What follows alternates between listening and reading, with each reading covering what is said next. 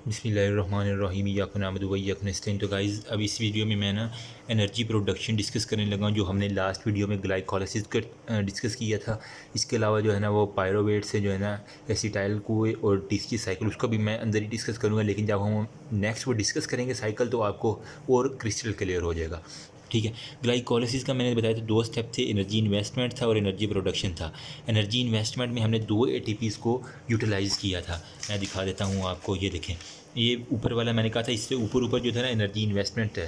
तो एक एटीपी ये हो गया इरिवर्सिबल स्टेप में, और एक ये 2 एटीपीज़ हमने यूटिलाइज़ किए। तो वो सेम यहीं पे वही बात कह रहा है कि 2 एटीपी जो है ना वो इन्वेस्ट किए हैं, लेकिन हमने प्रोड्यूस कितने किए हैं? 4 एटीपी। 4 एटीपी कैसे प्रोड्यूस किए हैं? एक एटीपी ये प्रोड्यूस किया था जब 1,3 बिस्फास्फेट से 3 बिस्फास्फेट आ रहा था। उसके अलावा जब फास्फोइनोल पायरोवेट से पायरोवेट बना था, ये एक ये और एक ये, 2 ये, और सेम यही मैंने कहा था स्टेप यहाँ पे इसकी कॉपी पेस्ट करनी है आपने। तो 2 यहाँ से एटीपी, 2 यहाँ से और 2 ये वाले एटीपी, टोटल 4 एटीपी बन गए। ठीक है, और यहाँ पे मैंने लिखा हुआ 2 NADH, मतलब एक NADH यहाँ पे प्रोड्यूस्ड हुआ। सेम स्टेप जो डाईहाइड्रोक्सीएसीटोन फास्फेट के नीचे होना है, ग्लिसरॉल्डिहाइड 3 फास्फेट वाला, ये कॉपी पेस्ट, वहाँ से जो एक NADH आएगा तो वहाँ पे भी एक NADH, तो टोटल 2 NADH और 4 ATP।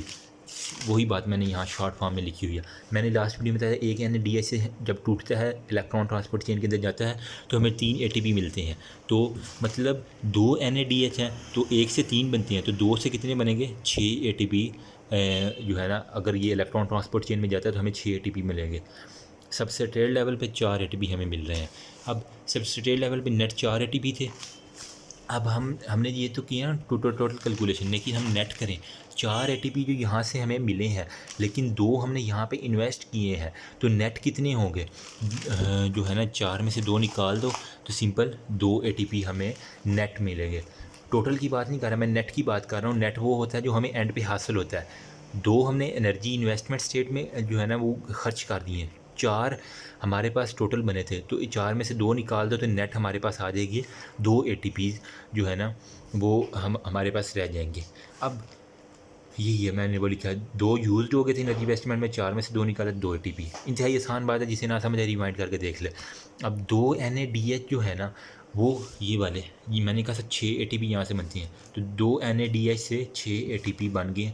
तो ये वाले नेट वाले 2 और NADH वाले 2, 6 और 2 8 जो है ना, एक जो है ना वो स्टेप से, ग्लाइकोलाइसिस के स्टेप से हमें 8 एटीपी मिल जाते हैं।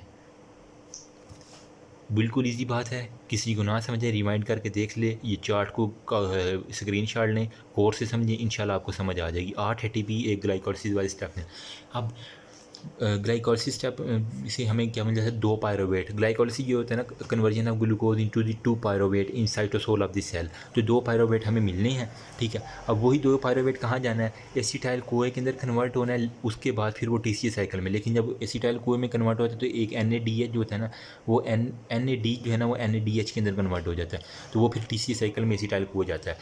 अब एक पायरोवेट से जो है ना एक NADH बनेगा।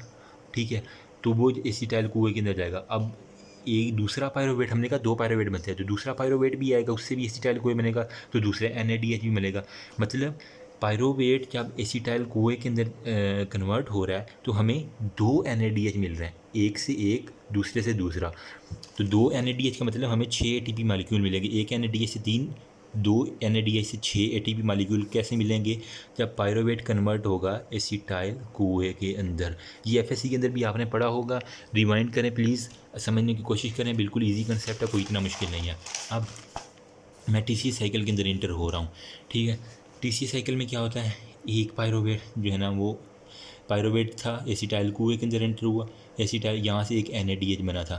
ठीक है, फिर दूसरा पायरोवेट आया, वो एसिटाइल कुएँ के अंदर बना, फिर वो TCA साइकिल में, मतलब 2 NADH निकला है। अब एक वाला जो है ना एसिटाइल कुएँ, वो TCA साइकिल में जाएगा, ये भी TCA साइकिल में जाएगा। समझ आ रही है ना मेरी बात? अब हम पहले एक की बात कर लेते हैं। एक पायरोवेट जो है ना वो TCA साइकिल के अंदर आ गया, तो एक TCA साइकिल, आप फिर FSC वाली बातें रिवाइंड करें, हमें 3 NADH बनते हैं। जब मैं ये साइकिल डिस्कस करूँगा आपको 3 मैं कैलकुलेट करके बताऊँगा कैसे 3 NADH हैं। 3 NADH, एक FADH और एक ATP हमें प्रोड्यूस होता है। 3 NADH का मतलब 9 ATP हमें मिलेंगे। एक NADH से 3 ATP, तो 3 NADH से 9 ATP।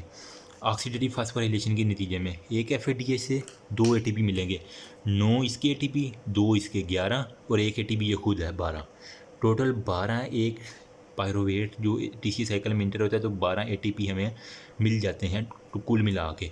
ठीक है, अब यही मैंने लिखा 3 NADH से 9 ATP, एक FADH से 2 ATP और एक ATP जो है ना वो ATP एज सच वही है ना, तो टोटल 12 ATP पर पायरोवेट। मतलब हमने अभी इसकी बात की है, इसने 12 दिए हैं तो सेम इसी ने 12 तो इसी ने भी देने, क्योंकि एक ग्लूकोज से 2 पायरोवेट बने थे तो 12 इसने दिए हैं, 12 इसने, टोटल मिला के 24 ATP हमें मिल जाने हैं। ग्लाइकोलिसिस में 2 पायरोवेट बनते हैं, सेम वही बात मैं रिपीट कर रहा हूँ, 12 दूना 24, एक से 12 मिले, 2 से 24 मालिक्यूल ऑफ ATP पर ग्लूकोज।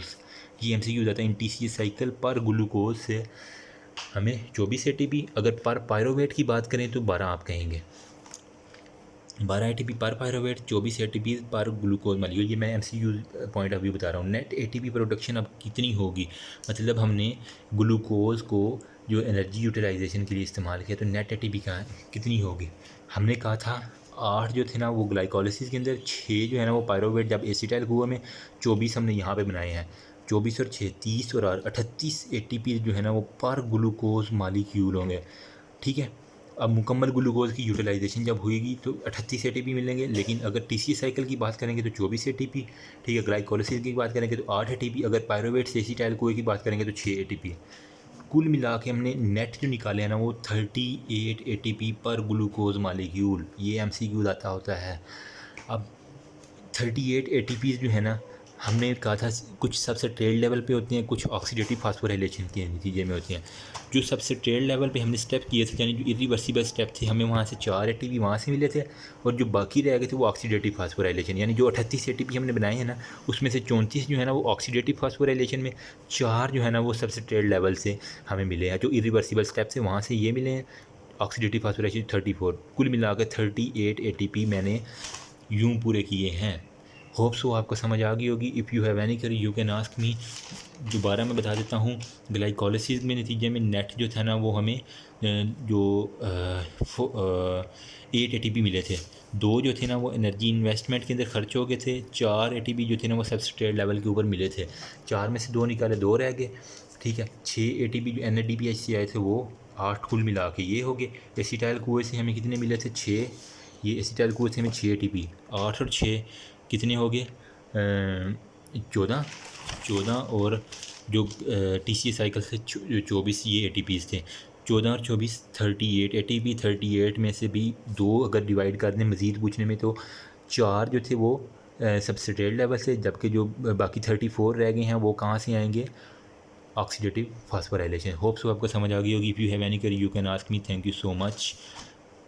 आप इसका स्क्रीनशॉट ले सकते हैं और ये अल्हम्दुलिल्लाह आप अपनी लिपन कार्ड से भी रिव्यू कर सकते हैं, कोई मसला नहीं है। अगर फिर भी किसी को समझ नहीं आई तो आप मुझसे कमेंट सेक्शन में मुझे। Thank you so much. अल्लाह हाफ़िज़।